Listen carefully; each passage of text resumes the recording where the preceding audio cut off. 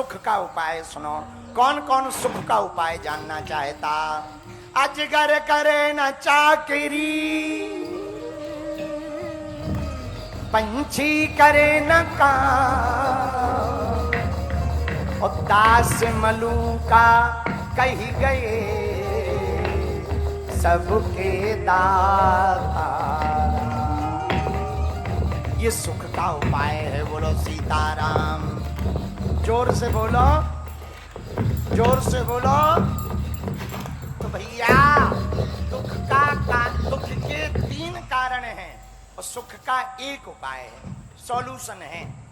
कल की चिंता मत करो, आज में जियो, न भूत में जियो न भविष्य में जियो। जीना है तो वर्तमान में जियो, कल जो होगा सो देखा जाएगा।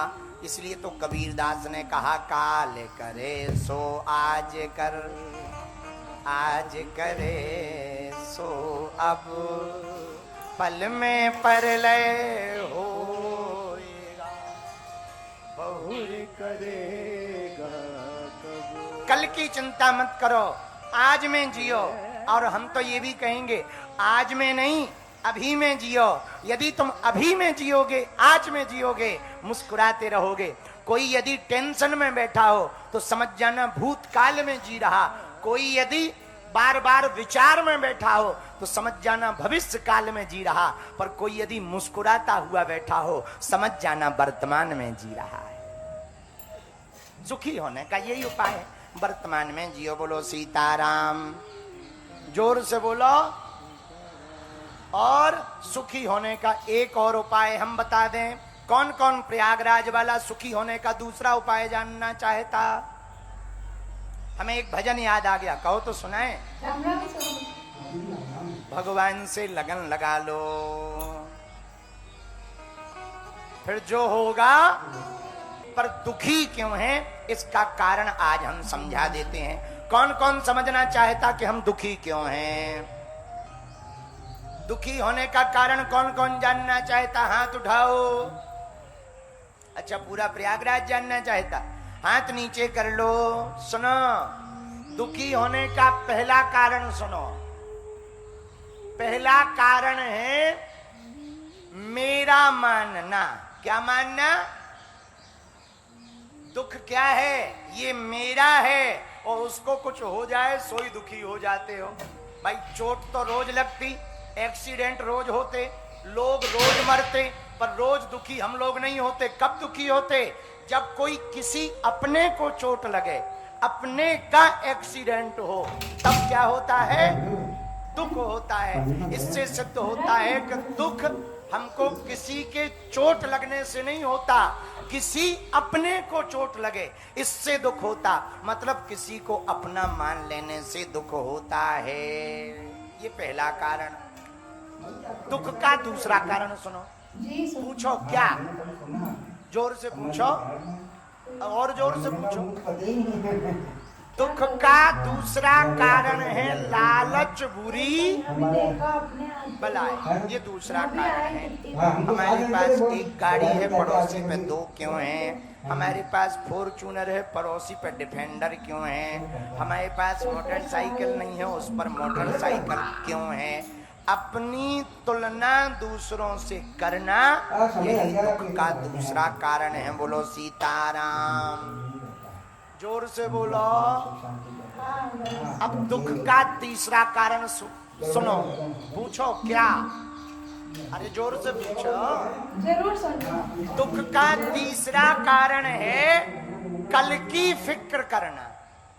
कब की? बोलो बोलो बोलो बोलो। एक संत कहते थे, कल की फिक्र नहीं, हम मुट्ठी में आज रखते हैं। जो फकीरी मिजाज रखते हैं वो ठोकरों पर ताज रखते हैं। तो दुख का तीसरा कारण क्या है? हमारे भारत में, अमेरिका में, लंदन में, ऑस्ट्रेलिया में 6 दिन काम करेंगे, 2 दिन पी के टुन्न पड़े रहेंगे, सब बर्बाद कर देंगे और फिर काम करेंगे। हाँ, विदेशों में यही होता है। 6 दिन काम करेंगे और वीकेंडली सैटरडे संडे को खाएंगे पिएंगे, पार्टी पब क्लब करेंगे और सो जाएंगे। लेकिन भारत में अभी बीच में अफवाहें चल रही थी कि सुनामी आने वाली है, भूकंप आने वाला, पृथ्वी पूरी नप जाएगी, तप जाएगी। हम थे गांव में, हमारी सगी चाची जी अचार रख रही थी, बहुत सारा। हमने पूछा, चाची जी इतना अचार क्यों रख रही? बोले बेटा अगले साल के लिए। तो हमें हंसी आई, तो वो पूछने लगी हंस क्यों रहे? हम कहा दुनिया में चल रहा है कि 1 महीने में निपट जाएंगे, तुम अगले साल का अचार रख रहे हैं। इस बात पे हंस रहे। तो जिसे कल की फिक्र है वो दुखी रहेगा। ये दुख का तीसरा कारण, कल की चिंता। एक संत हुए, आहा याद आ गई तो सुनो। एक संत हुए, उनका नाम लोमस ऋषि हुआ। क्या हुआ नाम? लोमस ऋषि। बड़े चिरजीवी संत, आहा उनकी बड़ी लंबी आयु। आयु में सबसे ज्यादा किसी की चर्चा चलती तो लोमस ऋषि की चलती। एक दिन रास्ते से चले जा रहे थे। बाबा कहां जा रहे? झोपड़ी में। बोले हमारी झोपड़ी नहीं। झोपड़ी क्यों नहीं बनाई? बोले छोटी सी जिंदगी की क्या झोपड़ी बनाए, छोटी सी तो जिंदगी है, झोपड़ी बना के करेंगे क्या? तो किसी ने पूछा महाराज कितनी छोटी जिंदगी है, आपने देख लिया कि कितने दिन में मरोगे?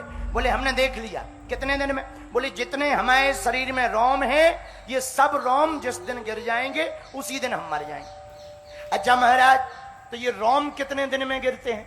एक दिन में कितने रोम गिर जाते? बोले दिन में नहीं गिरते। बोले महीनों में? बोले नहीं। सालों में? बोले नहीं। बोले फिर रोम कब गिरते? बोले जब एक कल्प बीतता, प्रलय पड़ता, तब हमारा एक रोम गिरता।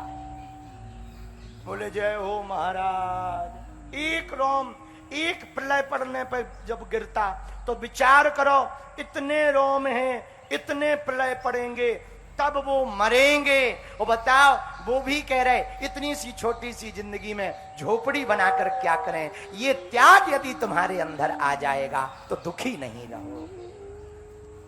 हम चिंता कब की करते? कल की। इसको ऐसे समझो। प्रयागराज का एक हमारा चेला है, नाम चंगीलाल, बड़ा अमीर सेठ था। एक दिन अपने मुनीम से बोला जरा चेक करो हमारे पास कितनी संपत्ति है।